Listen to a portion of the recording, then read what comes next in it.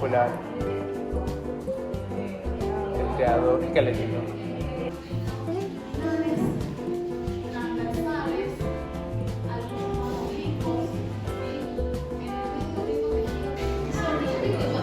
¿Logró? Me dijo así. La primera vez que... Muito difícil. Isso é uma conversa. Bem, faz um tempo que eu não apareço aqui nesse canal. Vocês viram os vídeos dessa... na verdade, esse vlog que eu tô fazendo, eu tô tentando retomar de onde eu parei. Claro que faz muito tempo. O primeiro vídeo que eu postei, acho que foi em fevereiro. Fevereiro, acho, ou março. Não me lembro. Mas eu tenho muita coisa pra contar. Muita coisa nova, na verdade. Vou começar um novo período de estudo. Mas antes eu queria falar, assim, um pouquinho como foi como é que tá sendo essa minha experiência na medicina depois de quase 8 meses, ou mais de 8 meses, porque eu cheguei aqui em janeiro, né? 8 meses que eu tô aqui. Tem sido uma experiência muito bacana. Eu confesso que não foi tão difícil a minha adaptação. Apenas com algumas questões no quesito... Enfim, algumas questões no quesito linguagem. Falar espanhol é cansativo. Falar espanhol o dia inteiro, mais ainda. Mas muita coisa aconteceu. E eu queria, na verdade, falar um pouco da minha trajetória na medicina e o que me fez chegar até aqui. Porque eu tenho alguns planos para esse ano e pro ano que vem. E a medicina ela é um ponto central nesses planos. E eu acredito que se mais pessoas tiverem, não o mesmo caminho, mas pelo menos similaridades nesse processo de escolher a medicina como carreira, e virem o meu vídeo, esse vídeo chegar a essas pessoas, então já vai ter valido a pena. Desde muito cedo, eu sempre falei que eu queria ser médico. Algumas vezes falava que eu queria ser obstetra, outras vezes eu falava que queria ser, enfim, neurocirurgião, coisa que eu não quero mais. Hoje eu ainda não sei ainda o que eu quero galgar. Eu sei que eu quero me formar como médico, mas eu ainda não sei o que eu quero. Mas desde criança eu sempre tive isso no meu coração. Mas eu passei por umas turbulências, assim, principalmente quando eu já tava com uns 20, 21 anos, que foi a primeira vez que eu passei para uma faculdade pública, eu passei para administração na UFRA, Universidade Federal Rural da Amazônia. Eu me fiz a seguinte pergunta: será que eu quero mesmo medicina? Será que é algo que eu realmente quero doar boa parte do meu tempo, primeiro para estudar pro Enem, porque a gente sabe que no Brasil, para você passar por uma faculdade de medicina, na verdade você tem que fazer um vestibular. O Enem é uma das formas de fazer esse vestibular. Naquele momento, não estava fazendo muito sentido. Eu falei então para mim mesmo assim, não, eu tô já fazendo administração, já tô aqui galgando a administração, então eu vou terminar a carreira, me formar em administrador, e se depois eu quiser, faço uma mudança de carreira e estudo medicina. À medida que eu estudava administração, e na verdade não só estudava administração, mas também algumas coisas relacionadas à minha fé e espiritualidade, eu fui percebendo que na verdade medicina tinha muito mais a ver comigo do que eu pensava. Eu me lembro que o que me fez parar, né, desistir de fazer administração, era porque era à noite. As aulas, a graduação era noturna, então isso me impedia de ir pra igreja, me impedia de ir pros ensaios, me impedia de ajudar nas congregações, e foi uma coisa que me incomodou muito naquele momento. Então eu falei assim, não quero administração. Voltei pra medicina. Isso foi em 2022. 2022, através de uma amiga querida, que eu amo até hoje, eu descobri sobre a medicina na Argentina, que não só não tinha vestibular, como também podia ser gratuita. E através dela eu comecei a pensar nessa nova possibilidade de não só fazer medicina, como morar em outro país. Até então, pro Lucas de 2022, era algo assim totalmente mirabolante. Na verdade, pro Lucas de uns 4 anos atrás, era algo assim totalmente impensável.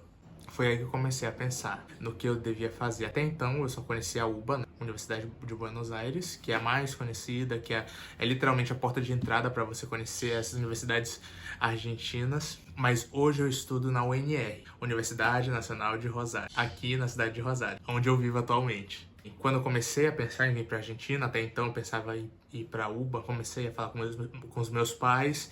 Nessa época, meu pai ele trabalhava na África. Ele passava 4 meses lá e 2 semanas no Brasil. E até então, aquele momento não podia ter momento melhor financeiramente falando, porque meu pai ganhava muito bem.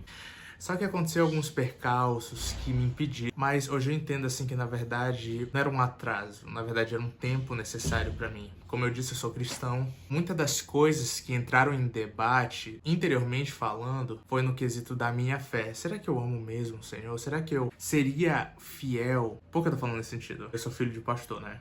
E eu não sou nem um pouco rebelde, não sou... Não, eu sou filho de pastor, meus pais são pastores. O principal é que a minha conversão, ela sempre foi muito verdadeira. Porque quando eu me converti porque eu quis. Não foi porque eu não nasci no berço evangélico, meus pais não eram evangélicos antes de eu nascer, não.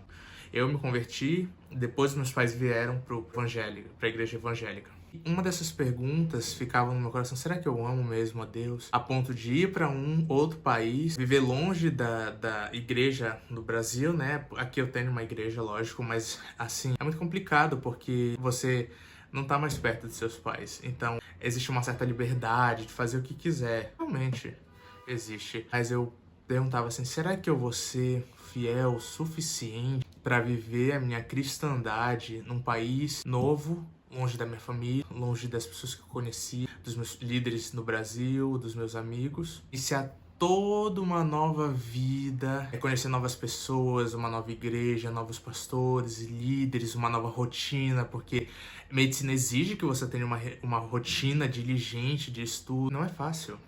Então, foi uma das perguntas que me fez, assim, realmente ruminar essa decisão de vir pra Argentina e tudo mais. Isso levou 2 anos. Singelos 2 anos. Mas eu não rejeito isso, não vejo com maus olhos, porque foram 2 anos, assim, que eu realmente precisei amadurecer.